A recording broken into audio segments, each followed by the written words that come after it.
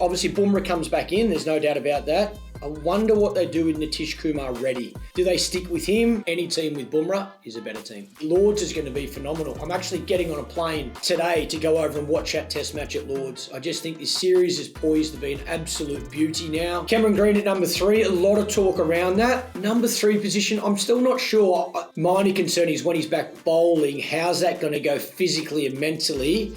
Let's say he's bowling 15, 20 overs in a day and then has to rush off the field, put his gear on, Australia lose a wicket straight away, and then he's in at number 3. Hello guys, welcome back to Beyond 23. Michael Clarke here with you for a bit of a debrief on both test matches. We'll start with Australia versus West Indies. No real surprises in regards to the result, in my opinion, in the first 2 test matches, to be honest. The Australian quicks have dominated. Nathan Lyon's played his part. And I think you can see there's still a bit of a gap between these 2 teams. And again, certainly no disrespect to the West Indies, but I just think the Australian attack, particularly that experience, has been the significant difference between the 2 teams. Wickets have been tough, to be honest. If we have a look at the scorecard for this second test match, 286 plays 253, 243 plays 143. So, no batting team really has dominated. I know there's been a lot of talk around the Australian top order, and I think that's, I think that's probably the only concern from the Aussies leading into a big summer. I think everybody's got one eye on the Ashes series, Australia versus England, particularly because England's playing India at the same time. Usman's out of form, there's no doubt about it. He needs some runs, but he's been around for a long time. Again, batting conditions haven't been easy. Yes, of course, I expect Uzi to score runs. He's got another opportunity in this test match to do that, but it seems like the selectors are pretty set on him certainly starting in the Ashes series and being a part of that. Sam Constas, as I said before a ball was bowled in this series, I think we've got to give him the entire series before we even make comment, to be honest. Pitches have been inconsistent, and what I mean by that, for someone like Sam who hasn't played much cricket overseas, certainly no international cricket overseas, I think playing in the West Indies is like the complete opposite batting conditions to batting in Australia, where, he's only 19, but all of his cricket really has been in Australia, certainly at the highest, domestic cricket, first-class cricket. Caribbean, inconsistent pace, inconsistent bounce. Wickets are a lot slower in general to what you get in Australia. A lot more natural variation from ball 1. In Australia, you really get natural variation day 3, day 4, day 5 of a test match.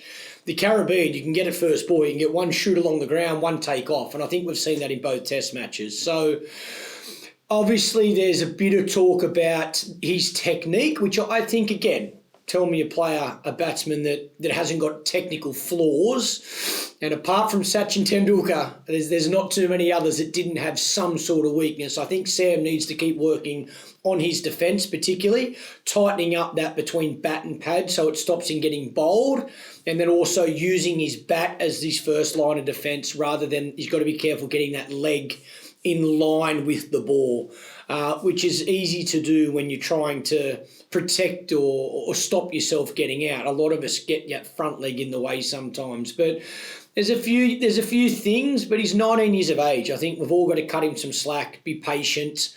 Like I say, I think the time to have a conversation about Sam Constas is after 3 test matches. Let's see how he's gone. Let's see if he's improved. Uzi, I think we obviously can talk a bit more about because we know how good a player he can be and he's not making runs. So we want, most importantly, I think Australian cricket wants him making runs leading into that first test in England. So hopefully in this 3rd test, the wicket can be a bit better for batting. You can see Usman Khawaja at his best. Again, I think with Uz, there's a lot. Every time you don't make runs, I think more eyes or more spotlight go on how you get out or how you're getting out.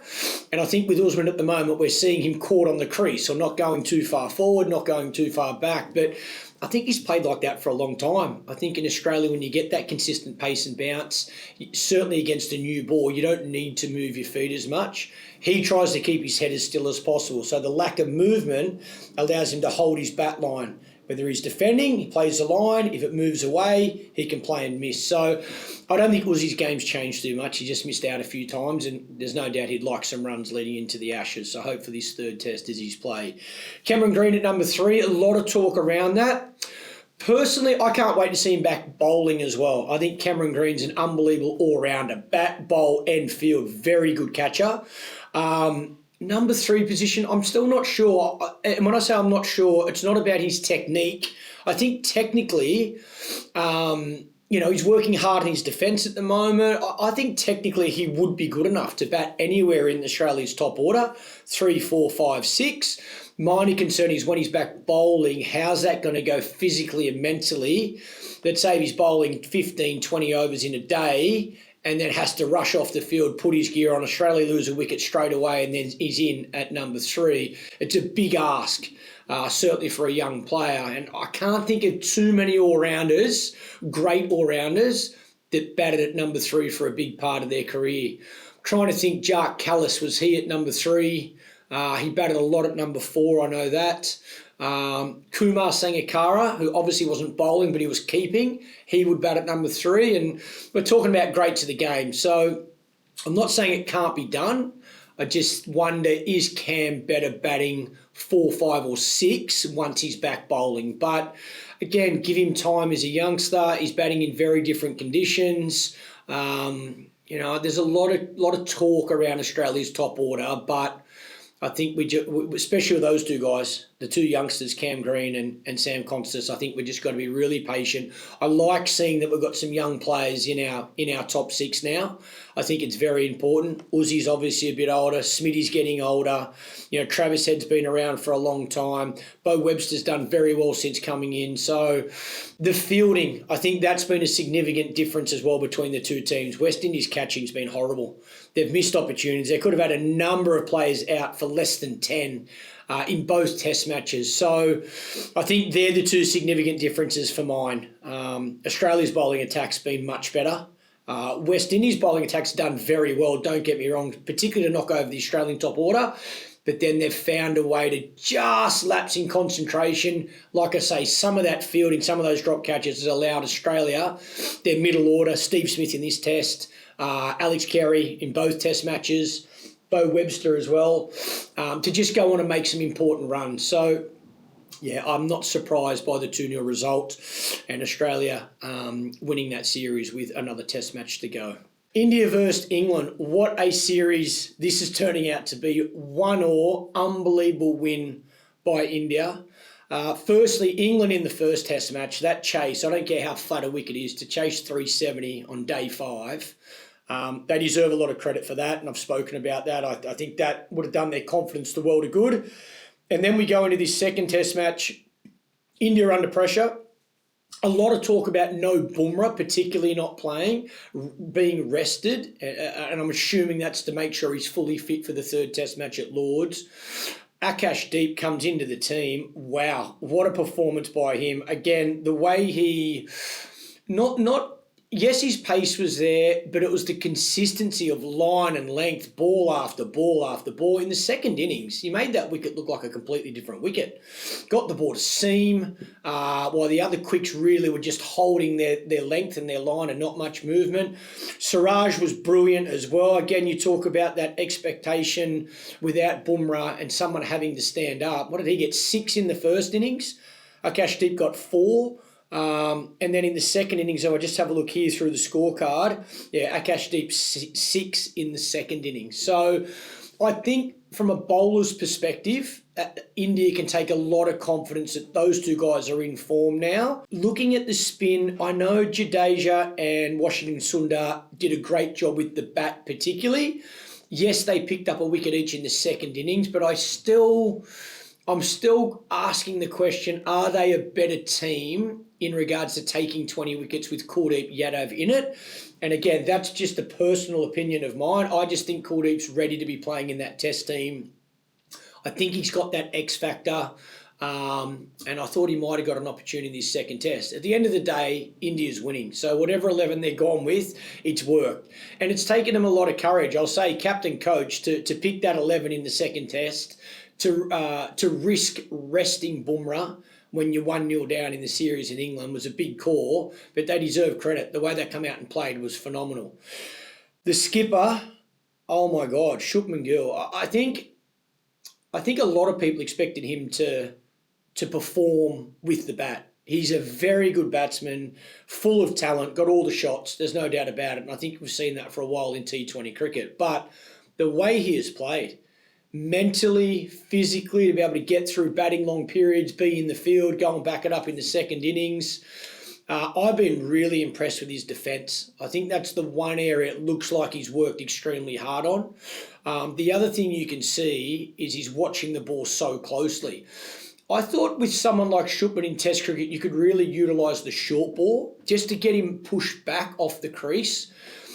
And what I mean by that is a good fast bouncer, a couple of bounces, even with some catches on that, whether he takes on the pull shot or a bat pad.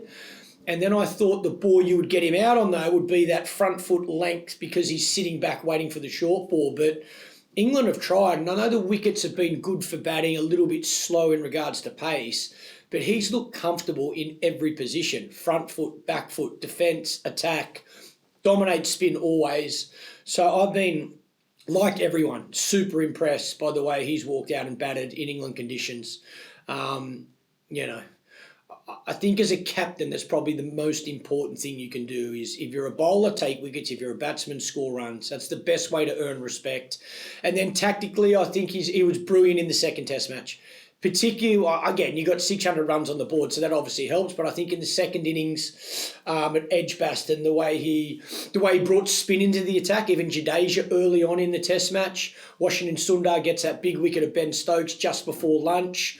I think he used his spin as well. I think he attacked in the right areas. I think he gave the bowlers protection where they needed it to allow them to bowl the ball for that wicket-taking ball. So what I mean by that, a lot of people thought maybe he could have had a third slip, certainly in the lead up to lunch, but I think he felt with his bowlers, if I give them a cover, in the bowler's mind, they now know I can pitch the ball up and look to get the batsman to drive, and that gave the bowler confidence. So I think he read his bowlers really well, and tactically, that's most important. It doesn't matter what it looks like. On some wickets, you might have no slips or one slip, but you might have a catch in mid-wicket, a catch in cover. You might have a bat pad leg side. You might have a leg slip. You've got to work out when you're trying to get an opposition out, it's how you're trying to get that batsman out with the bowler you're using in the conditions you're playing in. And I think he did that very well.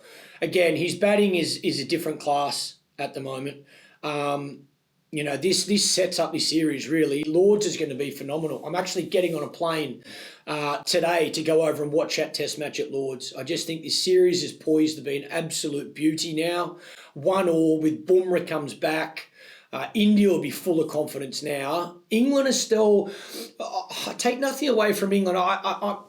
You question Ben Stokes winning the toss and bowling, but I think that question was there in the first Test match as well. It's just very different to what old school Test cricket is accustomed to, certainly what I'm accustomed to. I think in both those situations, both Test matches, if I was playing and Australia was playing, if I won the toss, I would have batted first. So it's very different to what I'm used to, but that doesn't make it right or wrong. You win the first Test, Ben Stokes gets away with it, and people say right decision. You lose the second Test, people say wrong decision. So wicket looked good for batting. The sun's been out on both occasions. There's been a little bit of rain, but not much at all. So I think the weather obviously helps. Interested to see what they do at Lords with this pitch. Do they try and keep it flat like we've seen in the first two Test matches? But I think most importantly, it's been great Test cricket. So both teams, are poised now. Whoever plays the best wins this series. There's no doubt about it. Confidence. This Test match of India winning will do their confidence the world of good. What do they do with their 11? That's the only question I've got. With Bumrah coming back in, I think... in regards to bowling, I think it's probably going to be hard on Krishna, but I think he's had 2 Test matches. I think he'll be rested or rotate or whatever you want to call it for Bumrah to come back in. So there's your 3 quicks. What do you do with do you play the same 2 spinners? I'm just having a look here thinking, do they stick? They probably will stick. Washington Sundar and Jadeja, I think their batting is exactly what India's looking for. Just those extra runs down the order, I think, is so important. So I'd be very surprised if they make any changes there. Just thinking about the only change, obviously Bumrah comes back in, there's no doubt about that. I wonder what they do with Nitish Kumar Reddy, that all-rounder. Do they stick with him? Again, he didn't have much to do in this game, and we've seen what he can do in Australian conditions. He can certainly make some handy runs. If needed, he can bowl some handy overs as well, but he's probably the only other one that they'll think about. But at the moment, a winning Indian team, tough to beat, I reckon. Obviously, Bumrah's got to come back in. That's a no-brainer. Any team with Bumrah is a better team. And yeah, let's see what England does. I don't think England will make many changes as well. Maybe they'll look at their fast bowlers just on fresh legs, playing 2 test matches, winning the toss and bowling on both occasions, and having to bowl a lot. I'd imagine, maybe Jofra Archer comes into contention now. He played a couple of first-class games. They had him in the squad. Maybe they look to someone like Jofra for Lords. But yeah, it's going to be interesting. But most importantly, I think we're seeing great cricket. And Shubman Gill, again, he has been the standout. There's absolutely no doubt about it. Leading from the front as captain, gets India back into the series. The bowling attack, I think, surprised a lot of people with no Bumrah. Siraj and Akashdeep, the way they have bowled has been exceptional. India win the test match, 1-1, bring on Lords.